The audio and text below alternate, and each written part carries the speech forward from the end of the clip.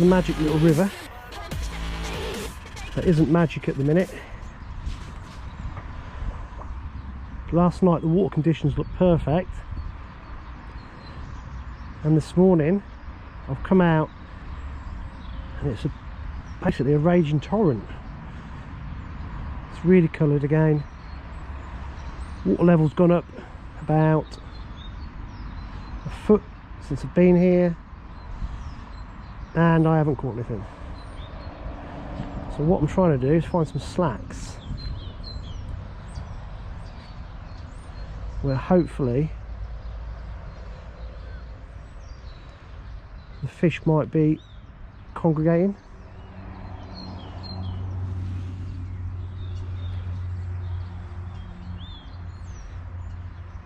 And this isn't a slack. I've chosen the wrong spot here, so I'm going to have to move.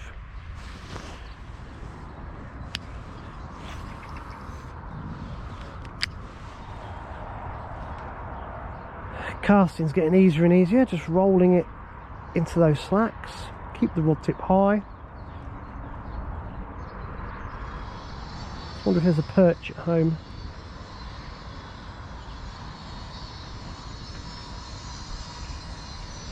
And here I'm just using my right hand just to turn the spool with the spokes on the clutch.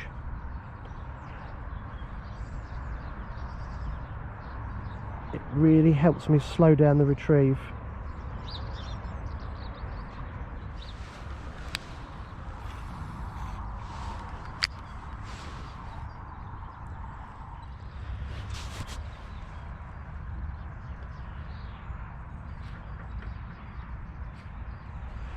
Oh, there we go. Nice take. Just in that slack. Don't know if you saw what I was doing then, but I was just using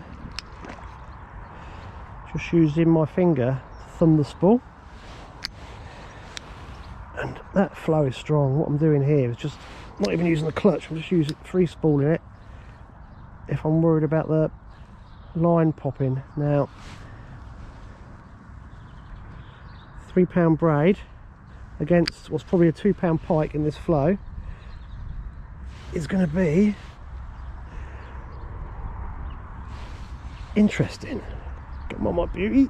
It's not even that big. Pike about £1. The flow is so strong. Look at that. That's what we've got to do. Just try and get him up here without breaking the rod. Remember the twig fish? Remember the twig fish?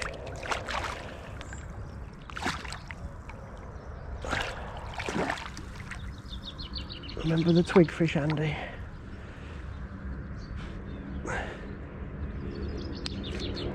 So I've got a fluorocarbon leader. Just use that. If he comes off, he comes off. Oh, that flow is so strong. Yay, here he is. He's got a deformity down there. Lucky to get that one out. Wasn't after pike, but a day like today will take anything. See if he behaves himself. Oh. Let's just have a quick look at him before you go back, buddy. Really leached up, look at that. Pike of about £1. Look at the leeches on him. Let's get him back.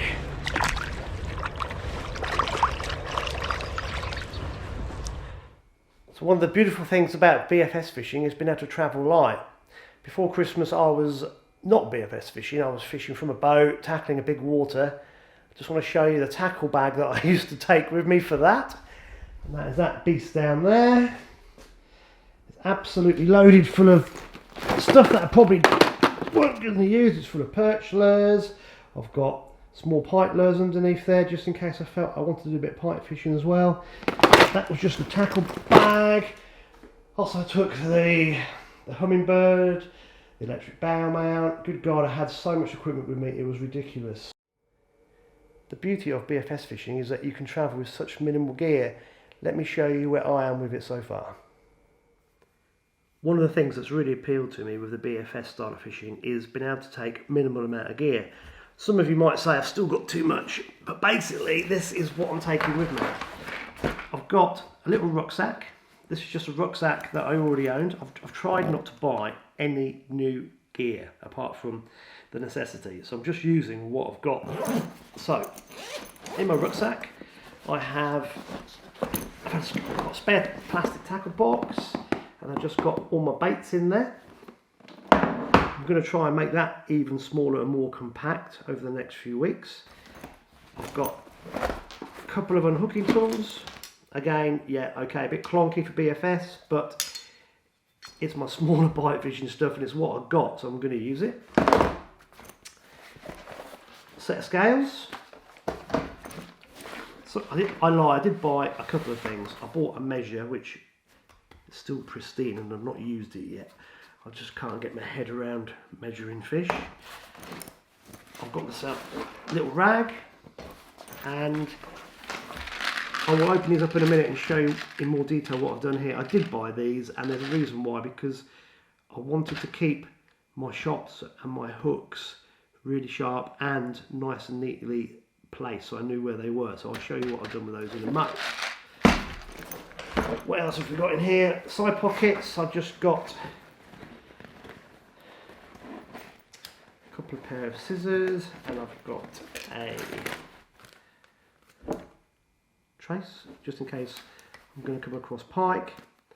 And in this pocket here there should be different types of fluorocarbon leaders, so that's what I have there. So basically, apart from the two little grey tackle boxes and the measure, I have just used everything that I already pre-owned. Okay, so what's in the mysterious grey boxes? Well, I'm a great believer in don't reinvent the wheel, and the first time I ever experienced BFS fishing, I went fishing with Tom Moyer, and he had a nice little neat setup of how he kept his hooks and weights. So I basically just copied his idea. So I didn't make this up, just thought it was really good. Very technical hair bands. Before anyone says anything, yes, not my own. I'll just keep the boxes together. Now the top box is where I keep all the hooks. And hopefully you can see that. I've got all the hooks that I use in there, and I've got them labelled with all the different sizes, so without having to mess about I can open a latch, get the hook out that I need, and I know exactly what's where, so that keeps them very, very neat and tidy. And in the second one, which I keep on the bottom, got a selection of weights. Now what I do need to do is to do the same with the weights, really. Put some numbers on the lids. A lot of the weights have actually got the weight on them, so I know what they are, and I've worked out what the lightest ones are already. So I keep the weights in a box like that. So where can you get these items from? Good old internet search. I think they're about £9 each. Works for me. I'm sure somebody out there's got a far better idea of how to store stuff. I'm not sure if this is exactly how Tom did it, but I just did it my way, and like I said at the minute, this is a really neat way of keeping your hooks nice and separate so they stay sharp, and your leads in one place. So if anyone's got some better ideas, share them with me, stick it on the comments, and we'll see. We'll live and learn. It is really sensitive, like I said, because the line's so thin as well, everything gets transmitted through to the rod tip. So it's quite good fun, but it's...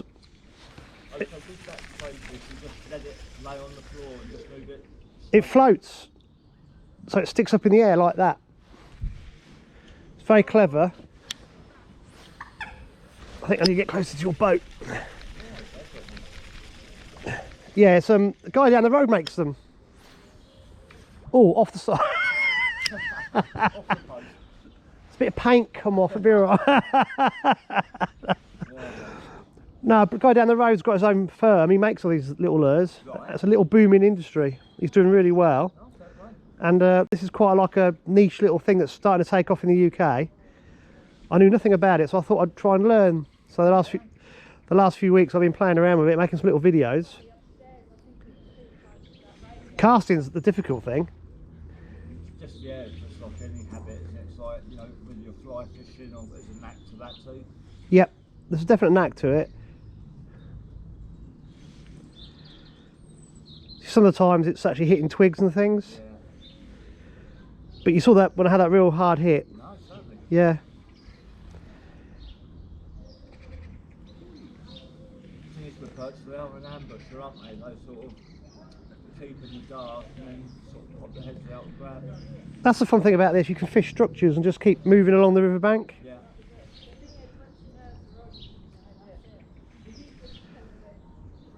Whatever was there for a bit. I don't know what's happening now. There we go.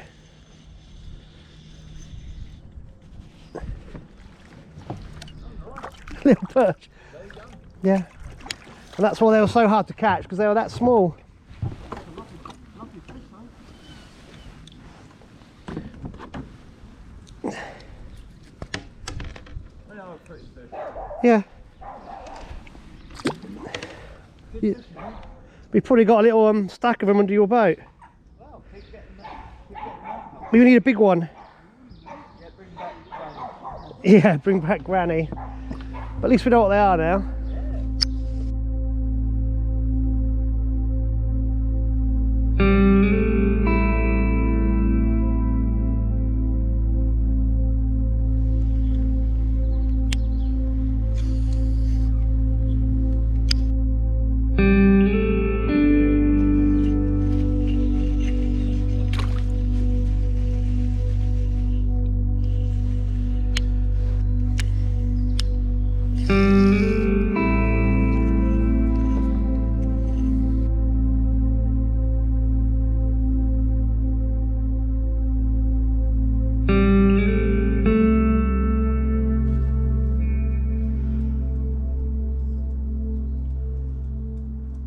Bit of a disaster here.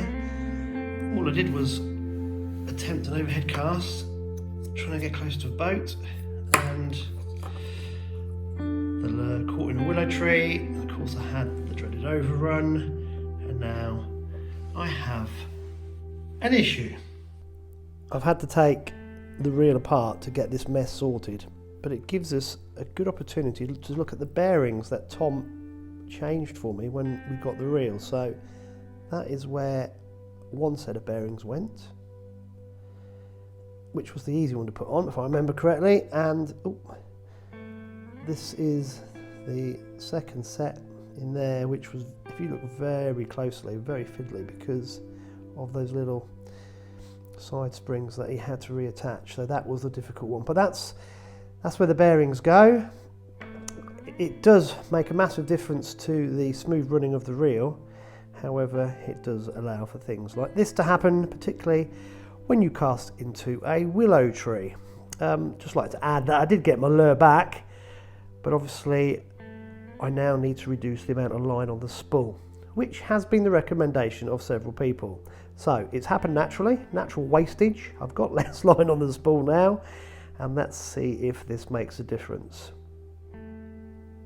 I'm left with that much braid on the spool. I only think there's about 20 meters left, so I'm not happy with that. That's coming off, and I'm going to replace it with fluorocarbon. So I think next video, guys, we'll do a braid versus fluorocarbon video. I'll buy some more braid, do a bit with the fluorocarbon, do a bit with the braid, and we'll compare the difference.